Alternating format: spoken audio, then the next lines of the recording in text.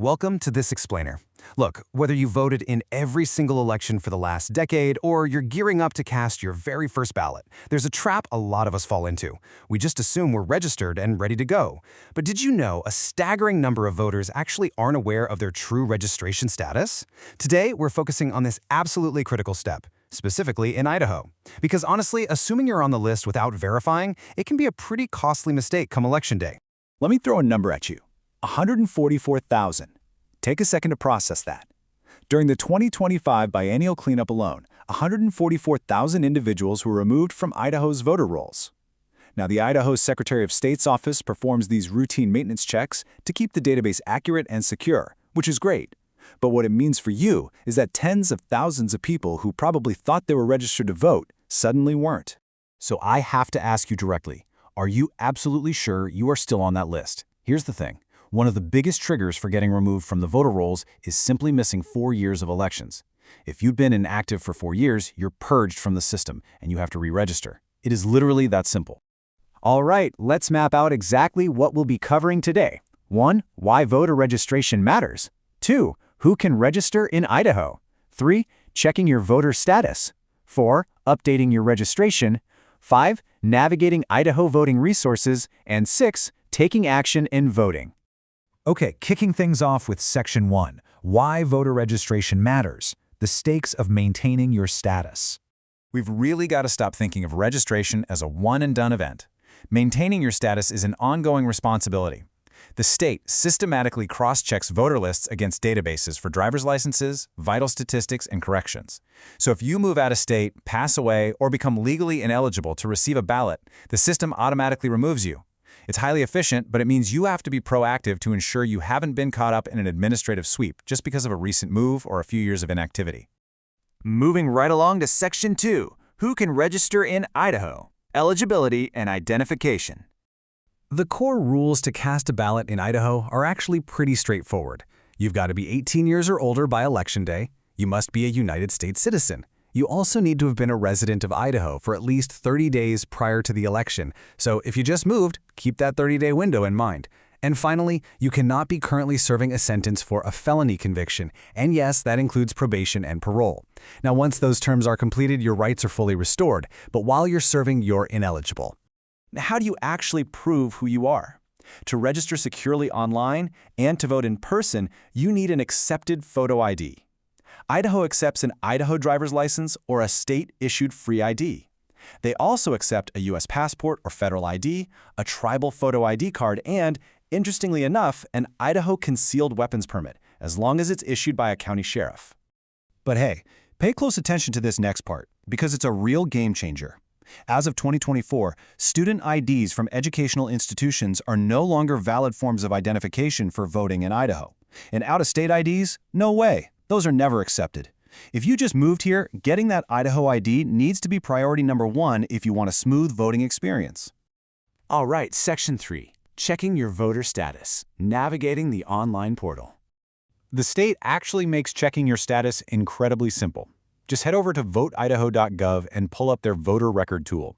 You'll just type in your first and last name, your date of birth, and your physical house number. To keep things secure, you also have to provide your Idaho driver's license number or the last 4 digits of your social security number. Oh, and a quick troubleshooting tip for you.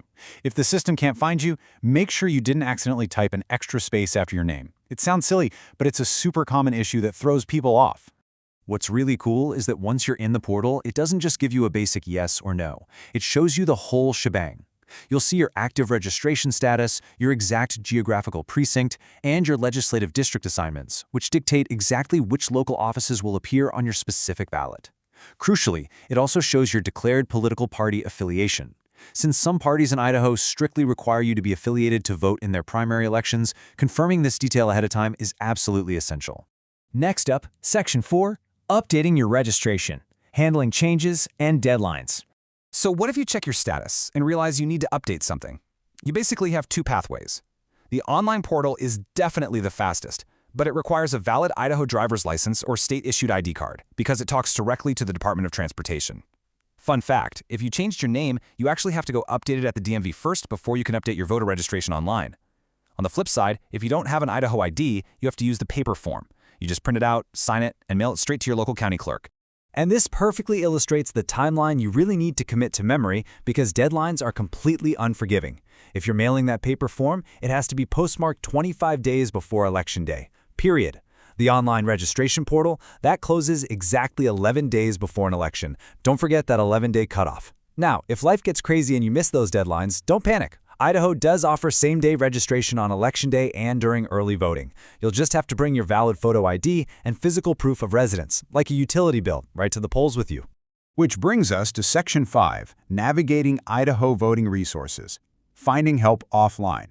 If you run into a really tricky situation, your county clerk is literally your best friend. And what's fascinating is how these local offices adapt to their specific communities. For example, Ada County is set up for massive, centralized urban processing. Canyon County, on the other hand, runs dual regional early voting centers. Up in Idaho and Nez Perce counties, the local clerks even provide specialized bilingual support in the Nimiupatimt language for local tribal communities. So seriously, if you have a complex issue, just pick up the phone and call your local clerk. They are there to help you. Finally, Section 6, Take Action and Vote. Final Steps and Principles. Idaho operates its elections on what they call the 12 Principles of Idaho Elections, which state right up front that voting is easy, secure, and accurate. And that's not just some marketing slogan, it's backed by strict protocols. For instance, all votes in Idaho are recorded on actual paper ballots, so there's always a tangible document to audit. The voting tabulation systems, they are literally never connected to the internet, and they regularly conduct hand-count post-election audits. Knowing this really inspires confidence that when you register and cast your ballot, the system is fully designed to protect its integrity. Real quick disclaimer before we wrap up. Election laws, exact deadlines, accepted IDs, they can and do change. The information in this explainer is based on currently available data, but you should always treat official state resources as the absolute ultimate authority. So, verify your specific details directly at voteidaho.gov. So, I'm going to leave you with one final provocative question. Have you actually checked your status today? We started this explainer talking about 144,000 purged records. Please don't let yourself become part of that statistic just because you assumed you were good to go. Head over to voteidaho.gov right now, take the 2 minutes to verify your record, set a reminder for that 11-day online deadline, and definitely share this explainer with your friends and family so they aren't caught off guard either. Thank you so much for learning with us today. Now go make sure your voice is ready to be heard.